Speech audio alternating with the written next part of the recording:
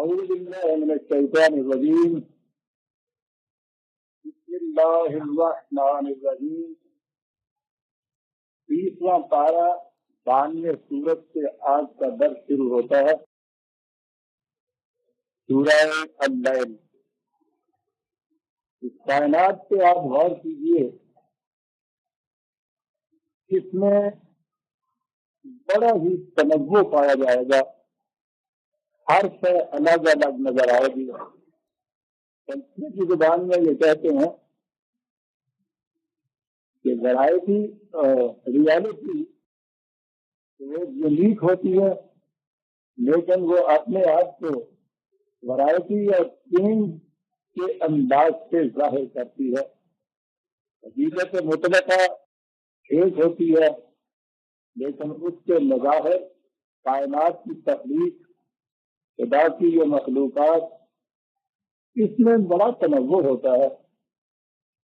اور باہر کی دنیا کا تنوع تو چھوڑ دیجیے، وہ انسانوں کو دیجیے، نئے انسانی ایک ہی نئے ہے، ایک ہی جنس ہے، لیکن اتنا بڑا کمال ہے اس میں کہ بیک وقت دنیا میں اربوں انسان موجود ہوتے ہیں. چہرے کے قد و خان کی حیثیت ہی کیا ہے؟ 2 آنکھیں، 1 ناک، 2 ہونٹ پیشانی، اتنا سا ہی تو کچھ ہے. لیکن تنوع کا یہ عالم ہے کہ کسی ایک کا چہرہ دوسرے سے ملتا نہیں ہے. سوچیے، اگر انسانوں کے چہرے میں یہ تنوع نہ ہوتا، اس دنیا میں ایک دن کے لیے ہم رہ نہ سکتے. کوئی پہچانا ہی نہ جاتا کہ کون ہے. ایک گھر میں جڑواں بچے کبھی پیدا ہو جاتے ہیں تو ان کے چہرے میں تنوع نہیں ہوتا. وہ ماں باپ کو ان کے گلے کے اندر رنگ کا رومال باندھنا پڑتا ہے یہ پہچاننے کے لیے کہ سمیمہ ہے یا نسیمہ ہے. اور اگر یہ اربوں انسان ان کے چہرے میں تنوع نہ ہو تو آپ دیکھیں گے کہ یہاں کیا نقشہ بنے. لیکن اس تنوع کے پیچھے ذرا جا کے دیکھیے تو انسان کی ایک ہی نوع ہے، اصل ایک ہی ہے اس کی. اور اس سے آگے جب سائنٹسٹ سے پوچھیے تو وہ کہتا ہے کہ 2 ہی تو بنیادی قوانین ہیں فطرت کے. ایک ہے law of cause and effect, کہ ہر واقعہ جو ہوتا ہے اس کے پیچھے ایک سبب ہوتا ہے، اس کا ایک کاز ہوتا ہے. اور دوسرا لا ہے یونیفارمٹی آف نیچر، کہ فطرت کے اندر وحدت ہے، یونیفارم ہے. اس قدر تنوع کے باوجود، اس قدر ویرائٹی کے باوجود اصل کائنات جو ہے اس میں وحدت ہے. دیکھنے کی چیز یہی ہے کہ یہ سارا تنوع جو ہے یہ کاروباری سہولتوں کے لیے ہے. یہ ابھی ہم نے انسان کے چہرے کا تنوع دیکھا، یہ کاروباری سہولتوں کے لیے ہے نا. اگر انسان نے غار میں تنہا رہنا ہو تو اس کا چہرے کا کلر، چہرے کی ساخت، اس کی شباہت کسی قسم کی ہو، کوئی تعلق ہی نہیں کسی دوسرے سے. لیکن جو ہی وہ تمدنی دنیا کے اندر آتا ہے، سوسائٹی کے اندر آتا ہے، کاروباری دنیا کے اندر آتا ہے، وہاں اس تنوع کی ضرورت پڑتی ہے. کائنات میں یہ تنوع معاملات کے لیے ہے، کاروبار کے لیے ہے، لیکن اس کی اصل ایک ہے. نگاہ یہ ہونی چاہیے کہ سارے تنوع کے پیچھے دیکھیں کہ وہ اصل ایک ہے. اور انسانیت کی دنیا کے اندر کتنے بڑے جتنے بھی تنوع ہمیں نظر آتا ہے، یہ ورائٹی نظر آتی ہے، اس کے پیچھے دیکھا جائے کہ انسانیت ایک ہی برادری ہے، ایک ہی اصل کی شامل ہے. اس تنوع میں تقسیم اگر کی جا سکتی ہے انسانی زندگی میں تو قرآن کہتا ہے کہ پھر انسان 2 کیٹیگریز میں، 2 شکوں میں تقسیم ہو سکتے ہیں. یوں تقسیم کے اعتبار سے تو آپ دیکھیے نسلیں الگ ہیں، قومیں الگ ہیں، رنگ الگ ہیں، زبانیں الگ ہیں، جائے سکونت الگ ہے، کتنا کچھ الگ ہے، لیکن قرآن کہتا ہے کہ اس تمام اختلاف کے باوجود انسانوں کو تقسیم کیا جائے تو دو ہی بڑی بڑی فقہیں ہیں جن میں وہ تقسیم ہو سکتا ہے۔ آئیے دیکھیں قرآن کی حقیقت کو کس انداز سے بیان کرتا ہے۔ وَاللَّيْلِ إِذَا يَغْشَىٰ وَالنَّهَارِ إِذَا تَجَلَّىٰ وَمَا خَلَقَ الذَّكَرَ وَالْأُنثَىٰ، رات اور دن کا اختلاف دو متضاد چیزیں نظر آتی ہیں، بالکل اپوزٹ طریقے ہیں، باہمی تضاد ہیں، ان میں تباین ہے، ان میں تخالف ہے، اس میں دن اور رات کے اندر۔ لیکن کسی سائنٹسٹ کی نگاہ سے پوچھیے، وہ کہے گا کہ دن اور رات سوائے اس کے کہ زمین کی ایک گردش ہے، جو پہلو اس کا سورج کے سامنے ہوتا ہے دن کہلاتا ہے، اور جب وہی پہلو اس کا سورج سے اوجھل ہو جاتا ہے رات کہلاتی ہے۔ وہی زمین دن ہوتی ہے، وہی زمین رات ہوتی ہے، اس تضاد کے پیچھے پھر وہی وحدت پیدا ہوتی ہے۔ اور ضمن بات تو یہی قرآن میں کہنی تھی کہ رات کے جب وہ تاریخیاں لے کے آ جاتی ہے، دن کے جب وہ جنگا فروشیاں لے کر آ جاتا ہے۔ لیکن جیسا میں نے عرض کیا ہے، قرآن کے الفاظ سے تو یہ نہیں گزر جانا چاہیے وہ میری زبان تھی، یہ تاریخی کرتی کیا ہے، یہ جتنے امتیازی خطوط ہوتے ہیں چیزوں کے جو الگ الگ دن سے نظر آتی ہیں، ان سب کو مٹا دیتی ہے۔ وہ تاریخی کی چادر میں تمیز کے خطوط باقی نہیں رہتے، اونچائی نیچائی باقی نہیں رہتی، نچیل و فریل خراب باقی نہیں رہتا، رنگوں کا اختلاف باقی نہیں رہتا، ایک شے دوسری شے سے متمیز نظر نہیں آتی۔ تاریخی کی چادر ان امتیازات کو مٹا کر ایک کر دیتی ہے۔ اس کے لیے تو وقت قرآن نے یکساں کہا، جیسا کسی کے اوپر پردہ ڈال دیا جائے تو معلوم نہیں ہوتا کہ پیچھے ہے کیا، اور اس کے مقابلے میں لفظ تجلا ہے۔ جلا کے لفظی معنی بنیادی معنی ہوتے ہیں الگ الگ کر دینے والی چیز۔ رات کی تاریخی کی چادر یہ اختلاف کے امتیازات کو مٹا دینے والی، دن کی روشنی پھر ہر شے کو ایک دوسرے سے الگ کر دینے والی۔ کہا یوں دیکھو تو ہر شے الگ ہے، لیکن ایک روشنی اگر معدوم ہو جائے تو یہ علیحدگی، یہ تمیز، یہ تفریق، یہ تقسیم، یہ اختلاف و تضاد باقی ہی نہیں رہتا۔ پھر روشنی آتی ہے، پھر یہ امتیازات شروع ہو جاتے ہیں۔ اس کے بعد اس نے کہا کہ یہ دیکھو نار اور مادہ کی تمیز یہ ایک خاص مقصد کے لیے ہے، ورنہ اصل کے اعتبار سے تو ایک ہی اسپیشیز ہوتی ہے، ایک ہی ماں ہوتی ہے، ایک ہی جنس ہوتی ہے، انسان انسانی ہے، خواہ وہ عورت کے روپ میں ہو یا مرد کے پیکر کے اندر۔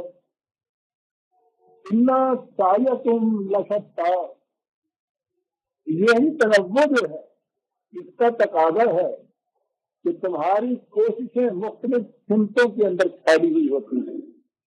کاروبار حیات میں آپ دیکھتے ہیں مختلف سمتوں میں پھیلی ہوئی، کام الگ الگ، پیشے الگ الگ، مقاصد الگ الگ، تمہاری کوششیں مختلف سمتوں میں پھیلی ہوئی ہوتی ہیں۔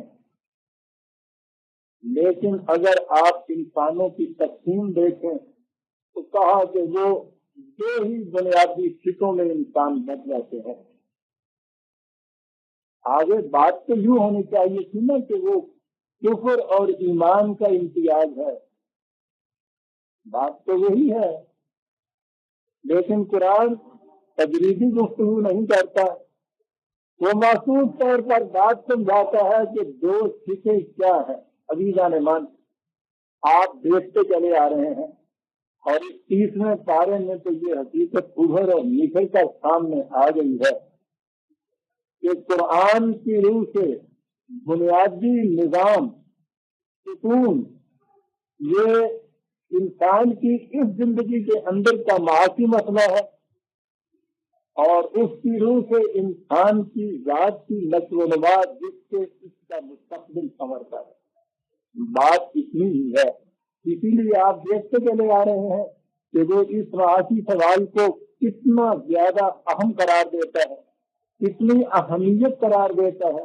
انسانوں کو یہاں اس نے دو شکوں کے اندر بانٹا ہے۔ آپ سنیے کہ وہ دو شکیں کیا ہے۔ فَأَمَّا مَنْ آتَى وَاتَّقَى، ایک چیز وہ ہے کہ جو دوسروں کو دیتا ہے۔ انسان دو چیزوں میں بچ جاتی ہے، وہ کہتا ہے من آتا، جو دیتا ہے۔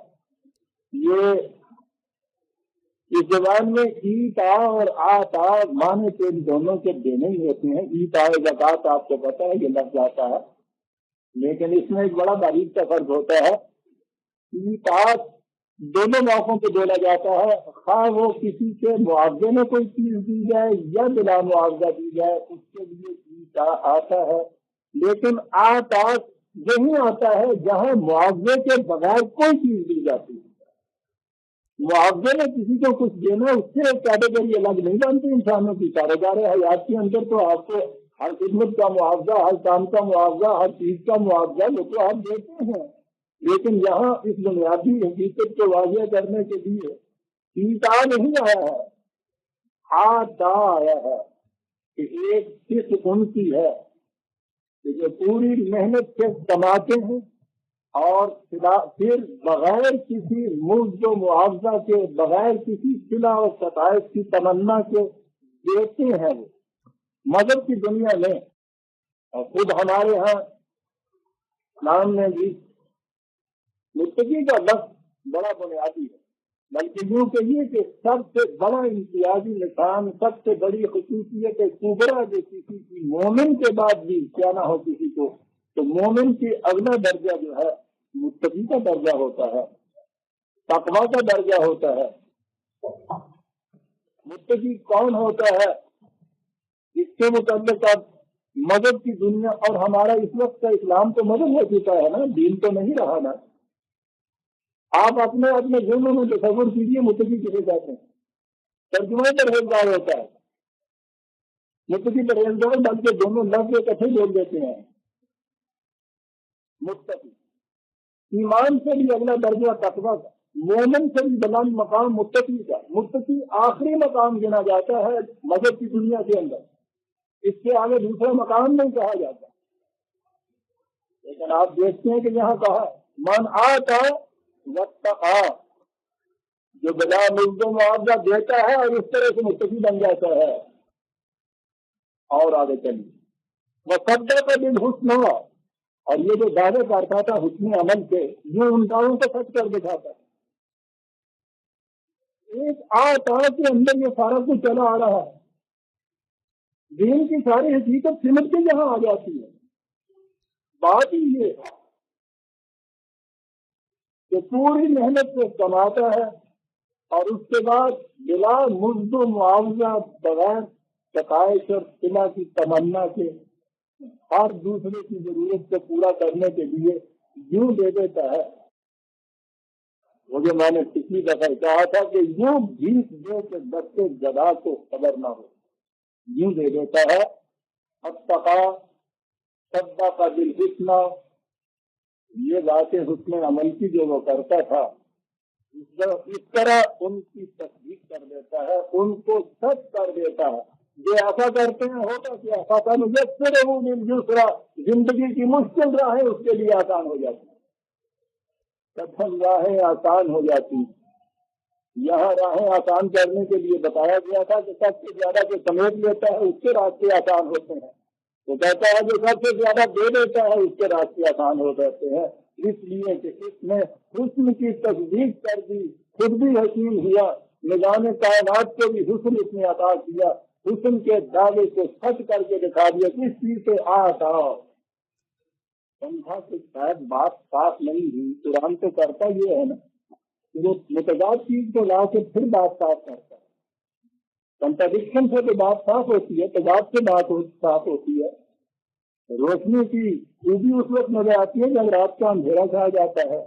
آتا کہا تو اس کے مقابلے میں کہا کہ اب دوسری کیٹیگری بھی ہوتی ہے ہمارے سامنے، من داخل واستغنا، دوسری کیٹیگری وہ ہے کہ جو کچھ وہ کماتا ہے اپنی ذات کے لیے رکھ لیتا ہے، वस्तगना, और ये वो समझता ये है कि मैं अब बाकी इंसानों से मुस्तगनी हो गया, मुझे अब किसी की जरूरत ही नहीं है।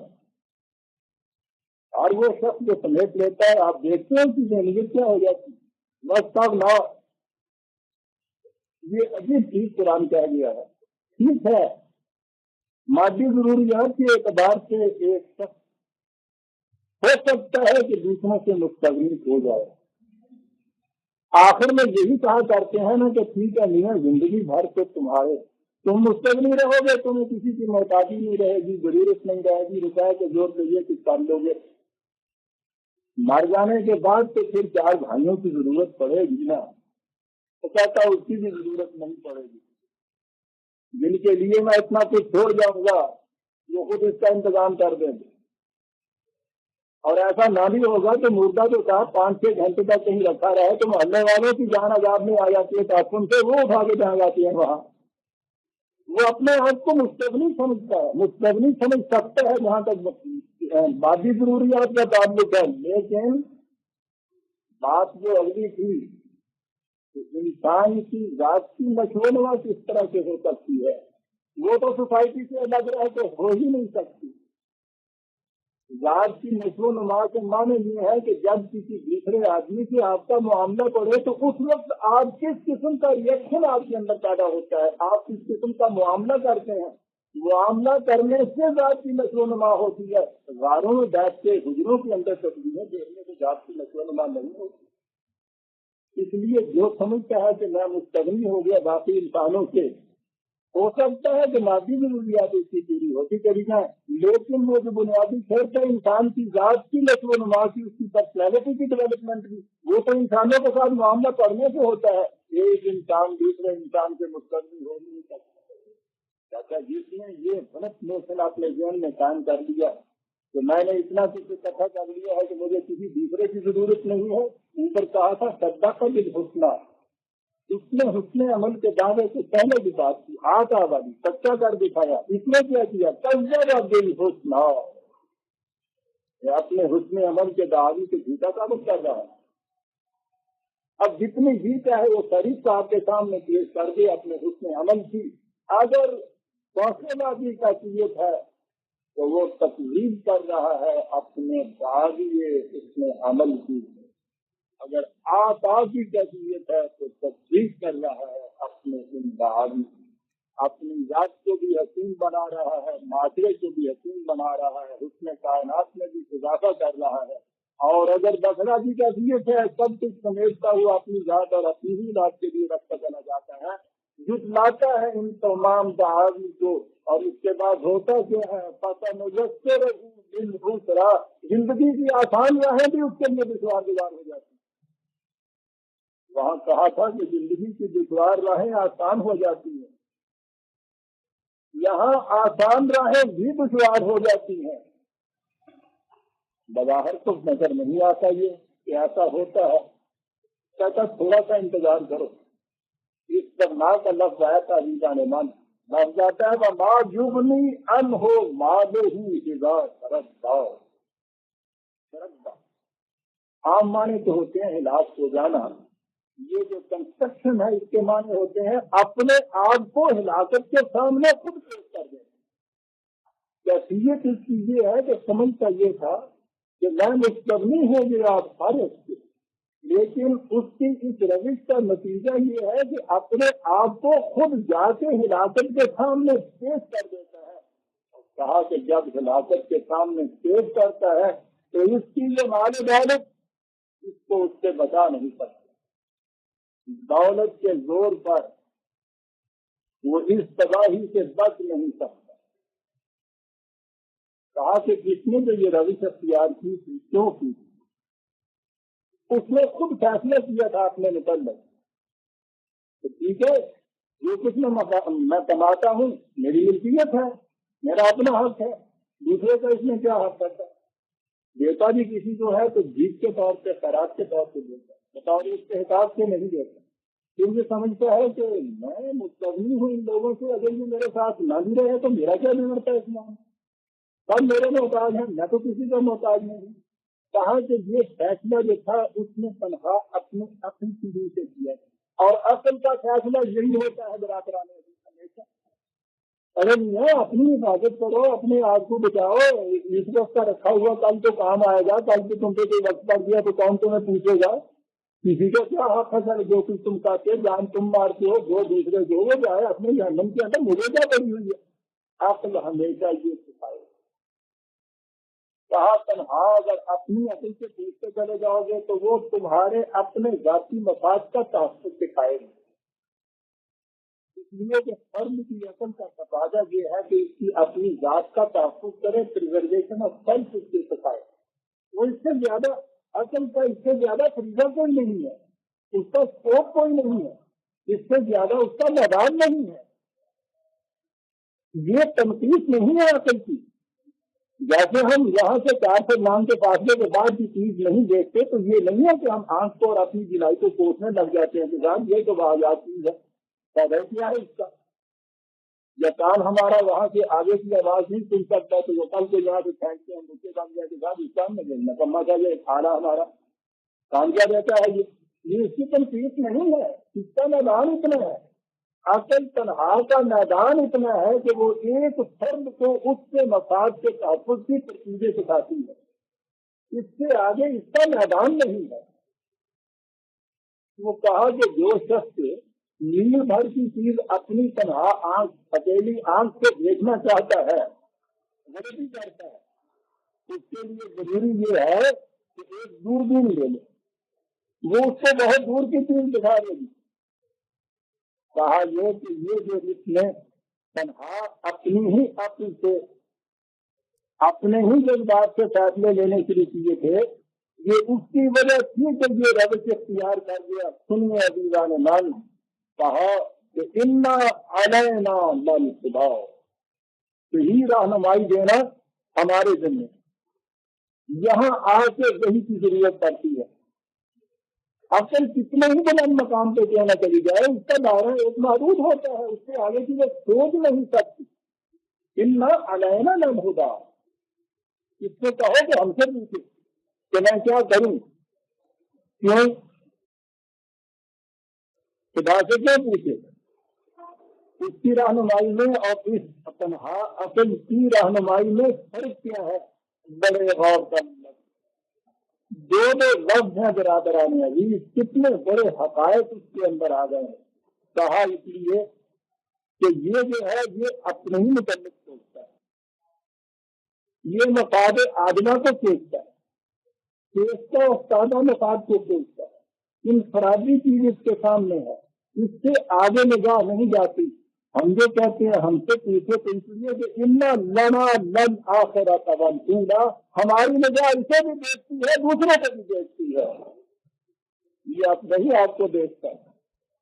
اپنے خود بھی واقعی لفظ دود غیر، دود خود دین نہ دین سود غیر، دین حق دینندہ سود ہما در نگاہ سود بہبود ہما، انا لنا للآخرۃ والأولی، اس کی نگاہ یہاں تک جاتی ہے، ہم ان سے بیٹھے ہوئے ہیں، ہماری نگاہ دور تک جاتی ہے۔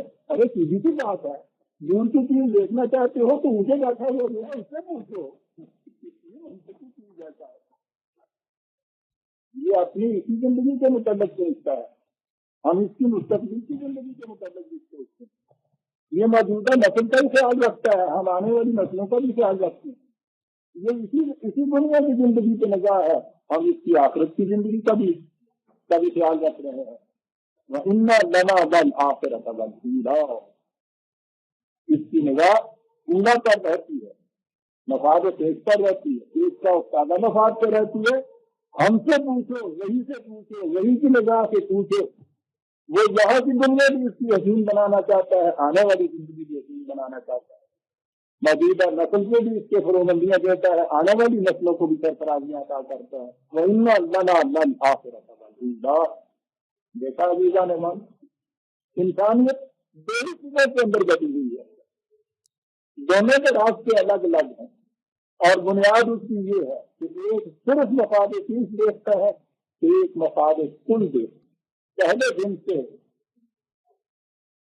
تاریخ ہمیں بتاتی ہے کہ ہمیشہ سے انسانیت ان دو سکوں کے اندر رہی.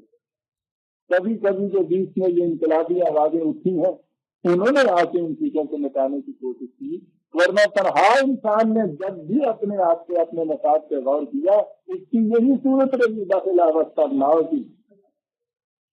لیکن کہا کہ جو پھر ایسی روش نہیں چھوڑتا فَأَنذَرْتُكُمْ نَارًا تَلَظَّىٰ لَا يَصْلَاهَا إِلَّا الْأَشْقَى الَّذِي، کہا ان سے کہو کہ اے انفرادی مفاد کی کے تحفظ کی روش اختیار کرنے والوں، اے انسانیت کے بہبود کلی کے اوپر نگاہ نہ رکھنے والوں، میں تمہیں ایک ایسے انجام سے ڈرانا چاہتا ہوں جو تمہارا سب کچھ محفوظ کر رکھے گا. ایک انقلاب کہ جس کی 16 فسانیاں تمہاری تمام متاع حیات کو خاص پر بنا کر رکھ دیں گی.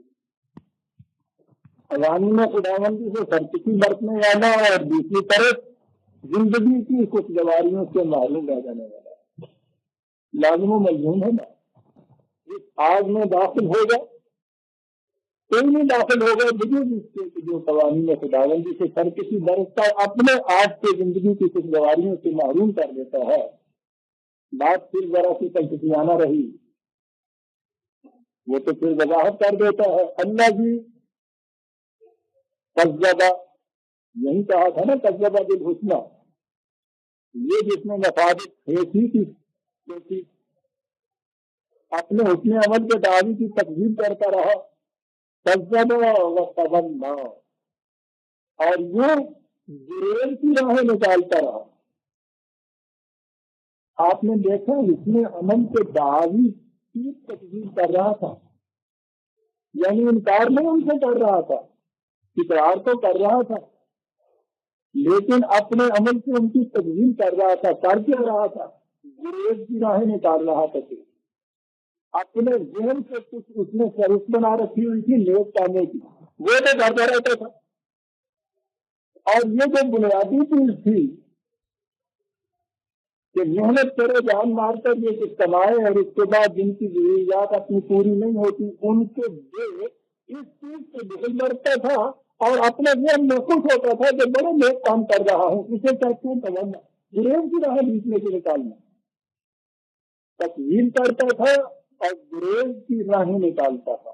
یہ ہے کہ جو اس آگ کے اندر بھسم ہونے والا ہے وَتَيُجَنَّبُهَا الْأَتْقَى الَّذِي، اور اس سے بچایا جائے گا متقی. پھر یہی بات آ گئی. منتہا یہی ہے نا ہمارے ہاں مذہب کی دنیا میں سارے اعمال کا کہ متقی ہو جہاں اس کے لیے کہا جائے، اور اگلی بات یہ کہ جہنم سے بچ جائے. یہاں کہا ہے کہ متقی، یہ تو لفظ ہوتا ہے آپ کے ہاں ارباب شریعت کے ہاں تقویٰ یا متقی. یہ ارباب طریقت جو ہے روحانیت کی دنیا والے ان کے ہاں ایک لفظ ہوتا ہے تزکیہ نفس. وہ بھی غاروں میں اور قلوں میں اور مسلوں کے اوپر اور حجروں کے اوپر جو کیا جاتا ہے تزکیہ نفس لایا جا رہا ہے. یہ تقویٰ بھی پرہیزگاری کے معنوں میں اور تزکیہ بھی دو ہی ہے. اور یہاں کی قرآن کی جامعیت ملاحظہ فرمائیے برادران عزیز کہ جو چیزیں بعد میں آ کے آپ کے یہاں اس طرح سے اس عظیم کعبہ میں سام بن کے جتنے تھے اس نے ان الفاظ کو اپنے یہاں پہلے کے لے لیا ہوا ہے. اچھا متقی کون ہے؟ اللہ جی یؤتی مالہ، وہ جو مالہ، بڑی عمدہ کنسٹرکشن. مالہ کے معنی ویسے تو ہو گئے اپنا مال دیتا ہے، لیکن مالہ جو کچھ بھی اس کے پاس ہے دیتا ہے. متقی تو یہ ہو گیا اللہ جی یؤتی مالہ،